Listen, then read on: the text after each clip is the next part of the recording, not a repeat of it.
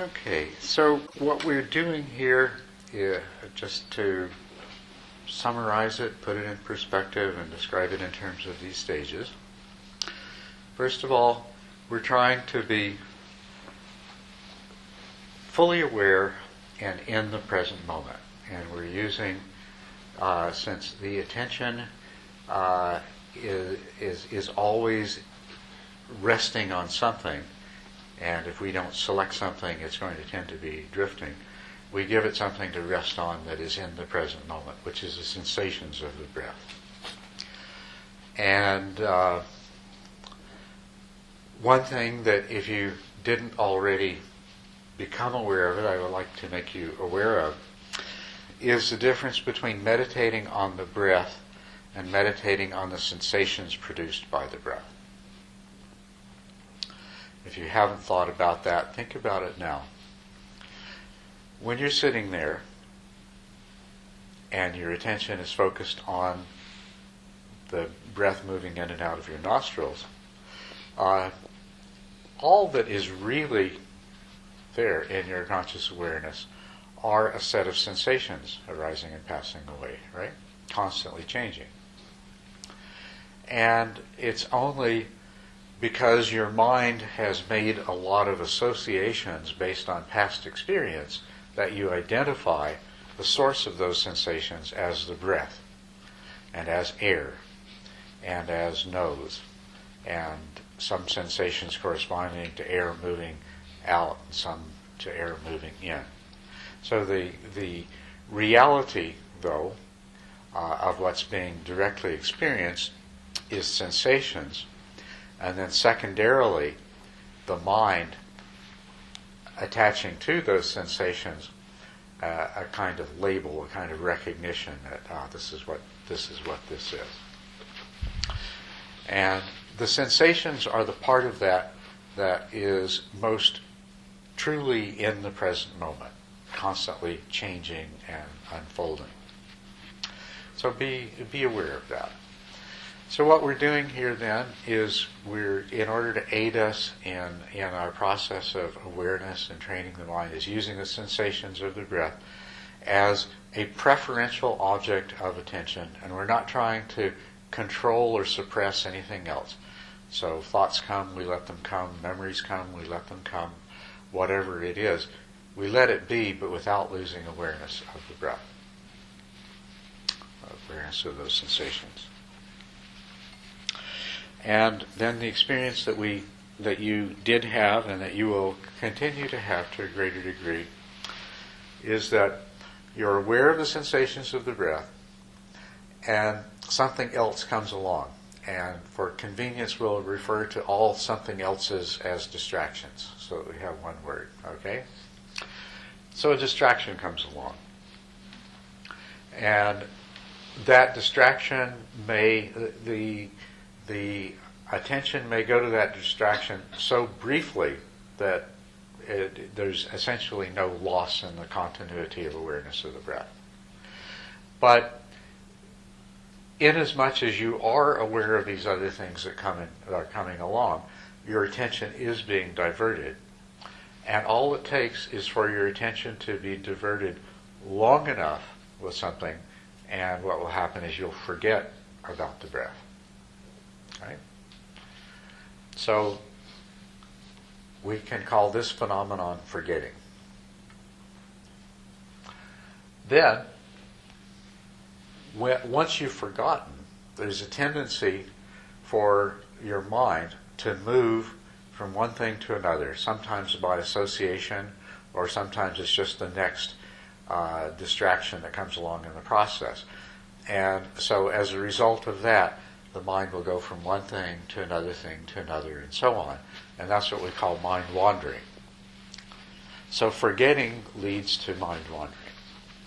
And of course, mind wandering always ends in that special moment when something triggers a return to present moment awareness. Okay. In the second stage, there is a lot of mind wandering.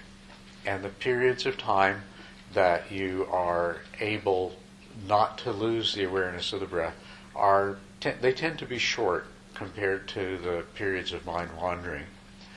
And certainly overall, in a typical meditation sit in stage 2, you'll find that more of your time is spent in mind wandering than is spent in actually being aware of the sensations of the breath, actually being in the present. Let's put it that way. How you know that you're in the present is that you're still aware of the sensations of the breath, because they're always there. They're always part of the present. Right? Then the stage that follows this, these two are proportionally reversed, so that much more of your time is spent being in the present and being aware of the sensations of the breath. The periods of mind wandering become much shorter and fewer, and they may become, and they will become so short that really there is no mind wandering, there's only forgetting. So you momentarily forget the meditation object, and then you come back into the present, but your mind hasn't moved on to something else. The period of forgetting involved the same distraction that originally took you away, rather than there being 2 or 3 or a dozen intervening thoughts. You get this distinction? And that's great progress. That is wonderful progress. You can look at that and say, I've succeeded in changing the way my mind behaves. And one of the fruits of that is in those longer periods of not forgetting, that you become aware of the inner landscape of your mind. You become aware of the way that it behaves, the dynamics of the different mental processes that are taking place. And this is a very wonderful thing. Now let's talk about how you get from stage 2 to stage 3, okay? How do we get from long, frequent periods of mind wandering to long, frequent periods of not forgetting and being in the present moment, being with the breath, being aware of that inner mental landscape? Well, this is the components of this process that we've talked about so far. Okay, you direct your attention to the breath initially. You sit down, you become comfortable, you allow awareness of everything that's happening, and then you collect your awareness and you make sure that you're aware of the breath. So you've directed it towards that. So that's the center. Everything else is in the periphery. The center of your awareness is those sensations. And every time that's lost, you repeat that activity of directing the attention back to the breath. What's going to happen over time is that's going to start to become automatic. As soon as you realize that you're no longer aware of the breath, it won't actually take any significant effort. It'll happen automatically. The mind just will come back to the breath. Now, as it becomes more automatic, you'll become aware of something very interesting. A lot of the things that will have taken you away will be very easy to come back from, very easy to let go. But there will be some that will not. You'll experience a resistance. The mind wants to hold on to this one. I like this one. This is more fun. This is more interesting. Right?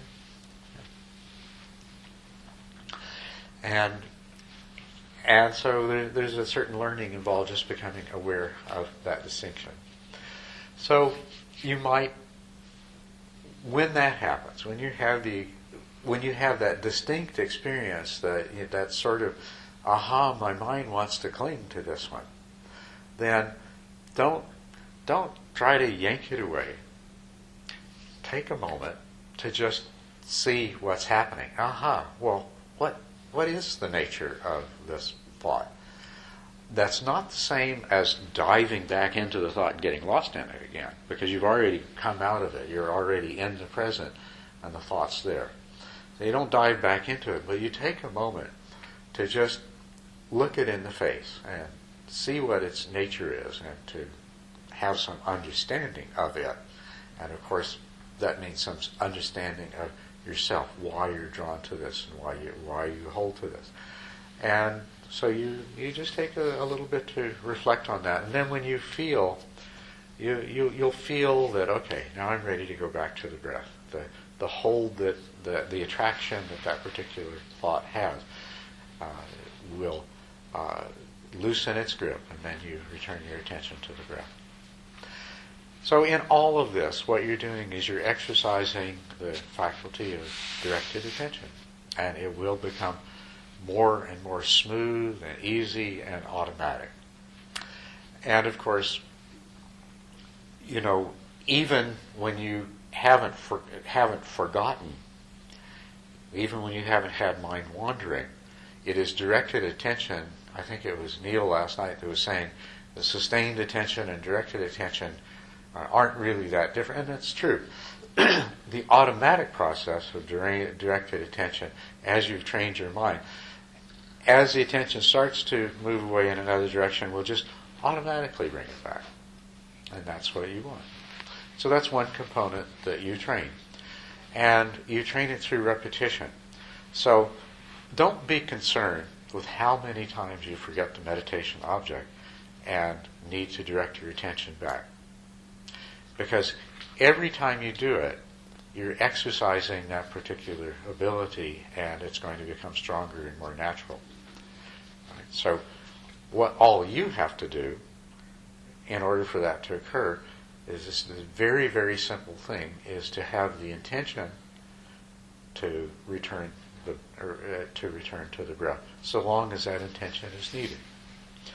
And to take the time when you feel like there's a resistance to that, take the time to just let your awareness rest on that and explore that. Simple task.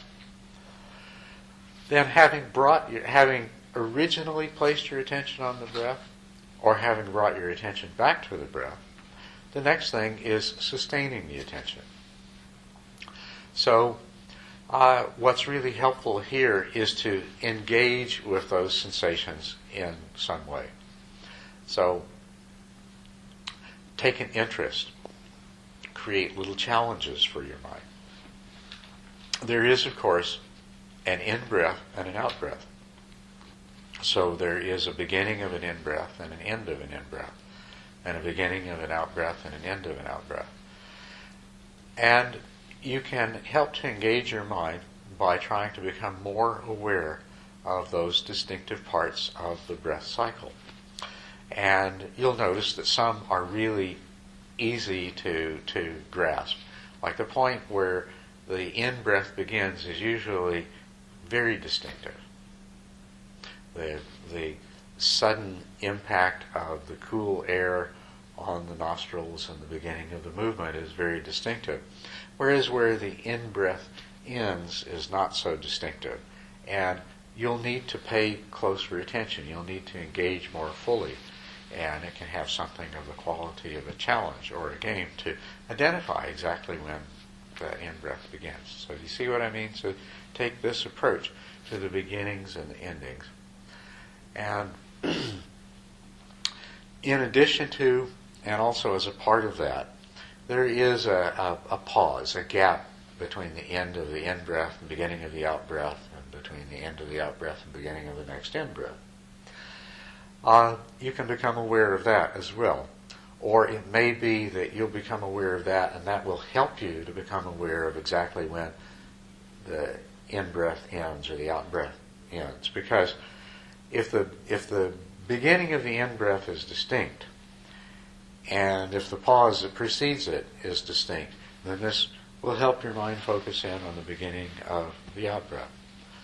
So these are just examples of the kinds of processes that can go on in the observation of the breath to help you to engage your attention for longer and longer periods of time. The most important thing is holding the intention to stay with the breath. Engaging helps, especially if there's a lot of thoughts, if there's a strong tendency for the mind to be drawn away, then do this engaging. Focus in, burrow right into it. Examine those sensations as closely as you need to, or as closely as you want to really stay with it. But you'll also find that there's other times where the mind just rests easily and observes the sensations, unfolding before you, and you don't need to go chasing after them. You don't need to go zooming in. The mind rests there easily, and when that happens, just sit back and enjoy the ride. Enjoy the peace. Enjoy the calm. Enjoy the stability of your mind. And of course, at that time, you will be more aware of everything else that's going on in your mind as well. So, when I talk about becoming aware of the inner landscape, the longer the periods of time that you don't have forgetting and mind wandering, the more opportunity that you have to come to know your own mind and your own self. But also, those periods when it's easy, when you're starting to enjoy that training effect, when the mechanism that determines how long your attention will be sustained is responding to your intention, and so your attention is remaining there easily, this is also the time that you're taking in more of the totality of this present moment experience. So you're kind of going back and forth between these. Sometimes you're focusing in order to prolong and to train the mind to stay with the breath. And then other times it's happening easily because the mind has calmed down, because the training is taking effect, and then you begin to enjoy more of this fully present awareness. See what I'm saying? Okay? So we've seen how the repeated exercise of directing the attention is going to make everything easier. And then the repeated exercise of holding the intention to stay with the breath and augmenting that as necessary with deeper investigation and more engagement is going to produce its effect.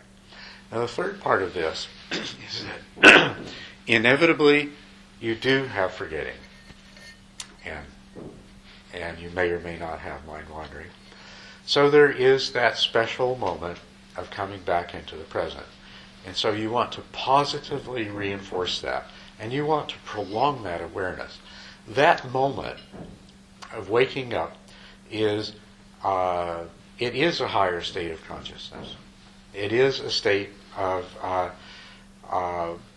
it's actually a state of introspective awareness. In that moment, your awareness has turned inwards, and you know what you're doing, what's happening, how it relates to what your intentions are. And so it's a wonderful thing. It happens by itself, but I want you to get in the habit of looking forward to it so that, you don't have to worry. You won't have more mind wandering because you look forward to the recovery of your present moment awareness. But what will happen is that will happen more often and more easily. Okay? So this then is the whole of the process. In order, if you continue to do these things, you'll eventually get to stage 4, where you don't lose awareness of the breath ever. You stay in the present moment all the time. And we'll talk about the nature of the 4th stage in a few minutes. But you'll get to that place, and you don't. It's not that you have to do anything that's difficult. It's not that you have to force your mind in any way. The only things that you have to do are just very, very simple. Direct your attention. Intend to sustain your attention. And feel good about coming back into present moment awareness every time you've lost it. Enjoy the feelings of calm, happiness, pleasure, anything that comes as a part of the meditation. Just enjoy it and savor it. That's all you have to do. And if you keep doing that repeatedly, and I can't tell you what the number of times you will have to experience mind wandering before your mind doesn't wander anymore. But just think of it this way, there is some unknown number. And not to be annoyed when it happens, because now you're just one number closer to being done with that part of the process. See? So you have just these very simple things to do. And you can compare this with training your body. It's very similar to training your body and your mind to work together with something like throwing darts. Does everybody know about the game of darts? Have a target on the wall, and you throw darts at it. And the idea is to make the dart stick in the center circle. Now, if you've ever tried to do this, you can't make it happen in the right way. The way you come to be a good dart thrower is to just keep throwing darts over and over again. And no part of it is difficult. No part of it takes any great effort. All you do is you take the dart and you focus on where you want it to go, and then you throw the dart, and then it lands, and you feel good about it if it lands on the target, and you go and get the dart and throw it again. And you just keep throwing the darts over and over again, and after a while you get to where it lands in the center circle quite often, almost all the time. And this is the way meditation is. There's nothing hard about it, nothing forced about it. It is just the simple repetition of directed and sustained attention and waking up again, over and over again, until you start to stay awake and the directed and sustained attention start to take care of themselves.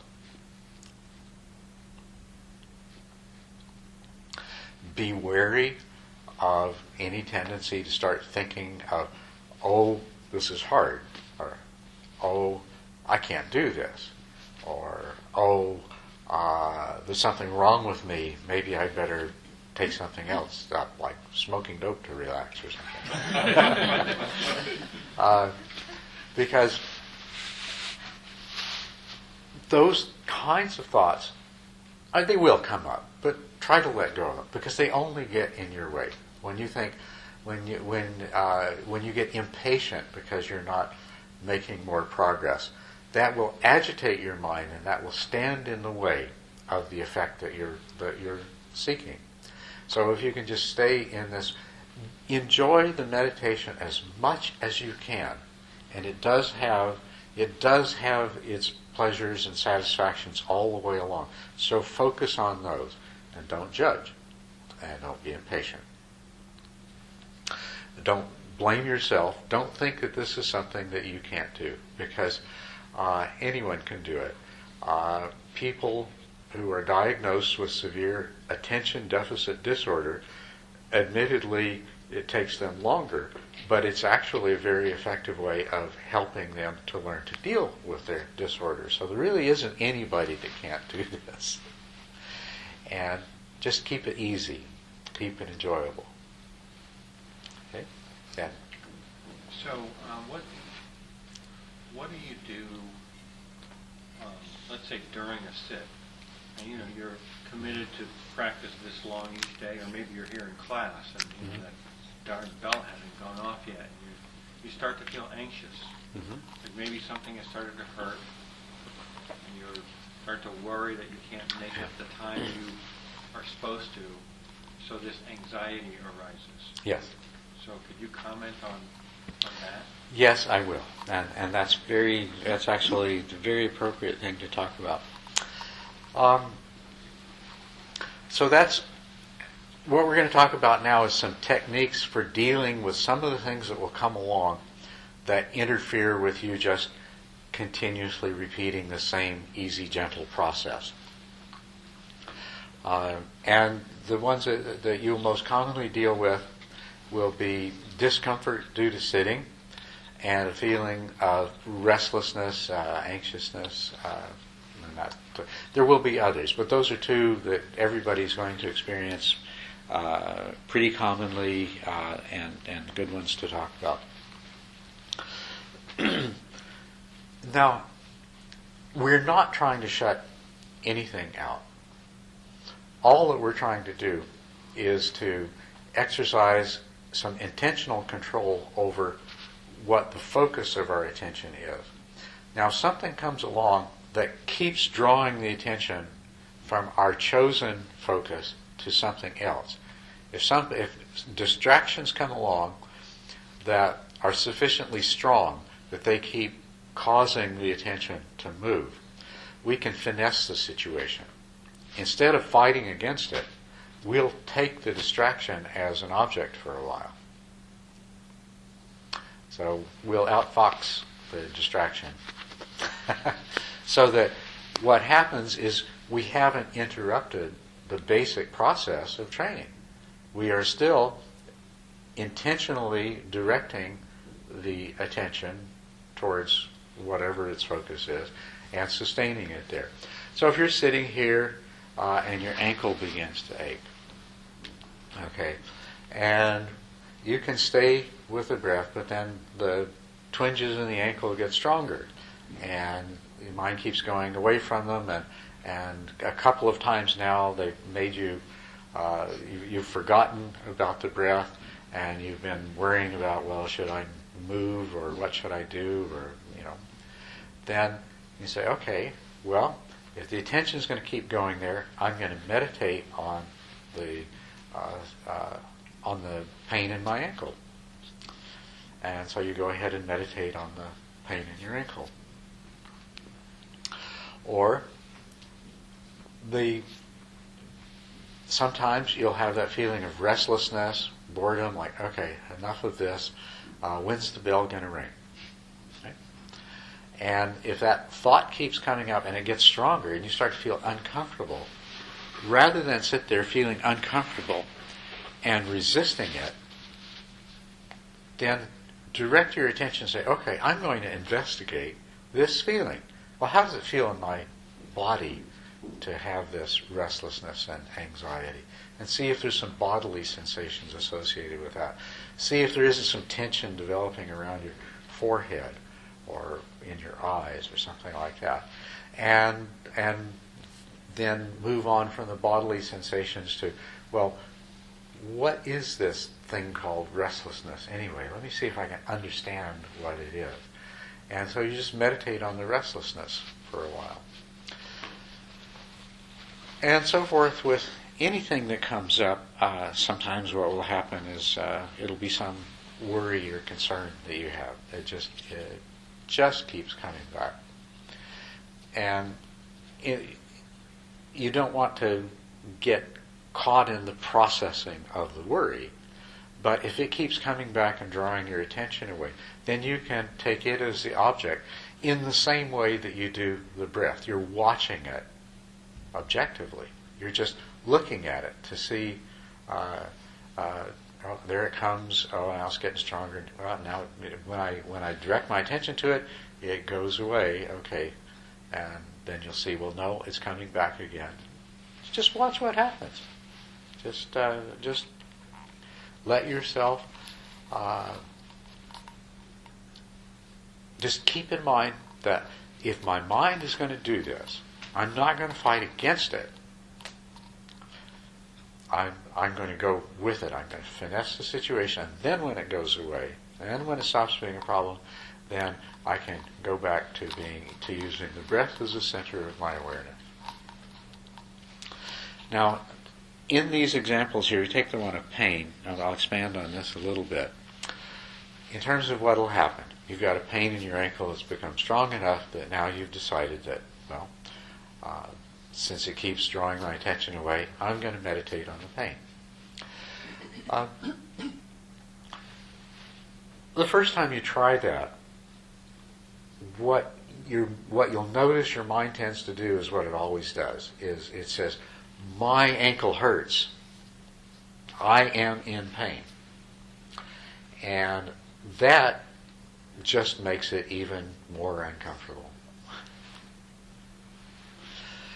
But if you can truly make it an object, instead of making the self that's experiencing the aversion the object, because that's what's actually happened when you slip into that place of my ankle and my pain.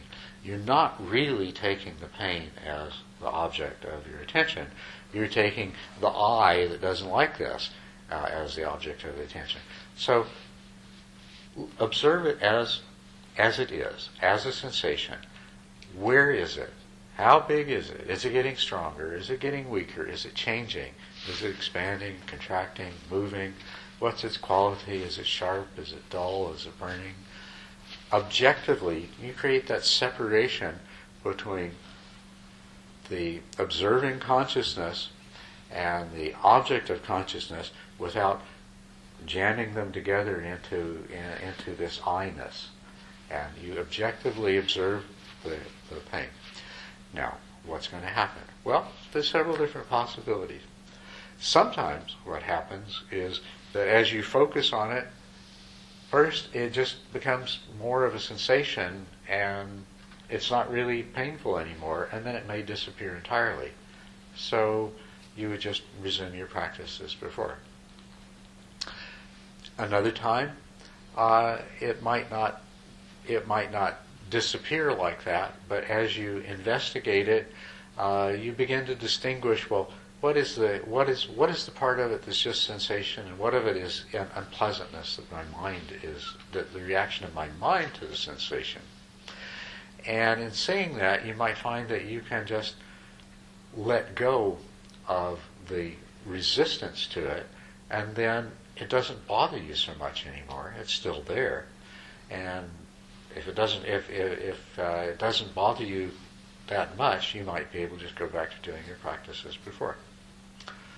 Or another case is that it keeps on bothering, and you feel this, the feeling keeps getting stronger and stronger that I'm going to have to move. I'm going to have to do something about this. I can't allow this to continue.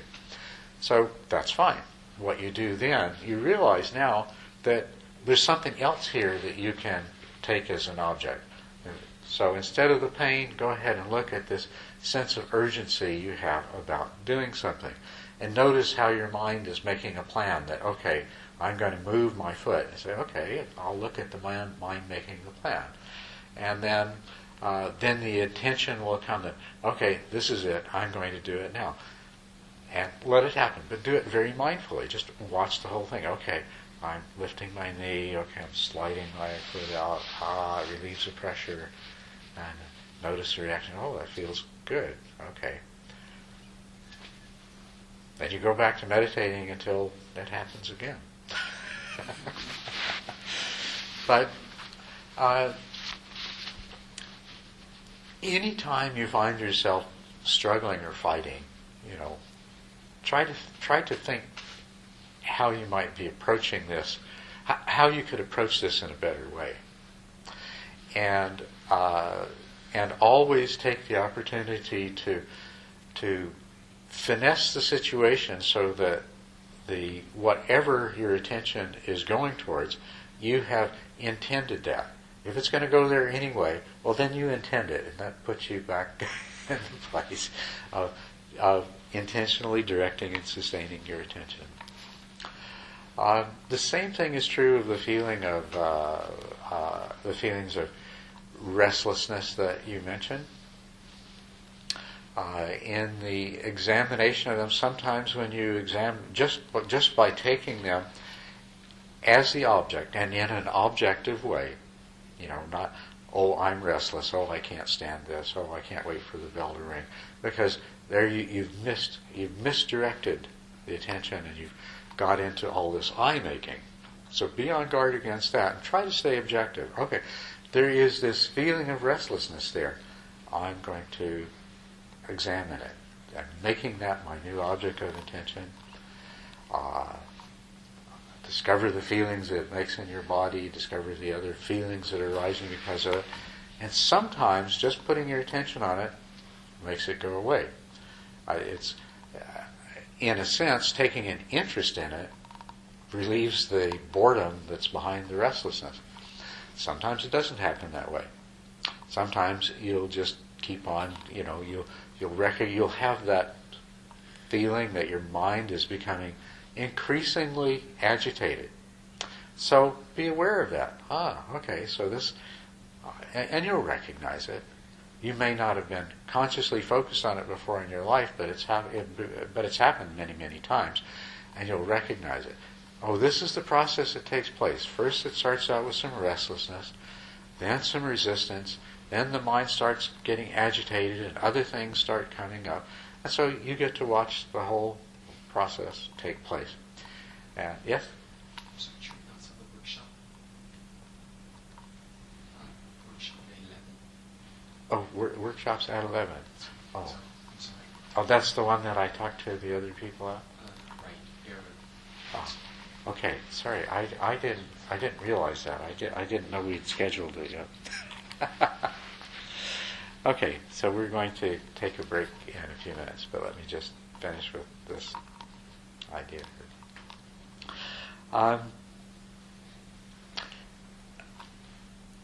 Think about this and try it out. It can be applied. We use pain and restlessness because they're just really common things that come up, and so you'll have a chance to work on them. But you'll be able to apply this to all kinds of other things. You'll have worries, problems, whatever else that comes up. And you approach it the same way, to the degree that you can just let it come and let it be there in the background, and it doesn't cause you to lose your focus. Then you go ahead and let it be there along with everything else, and just notice that it's there.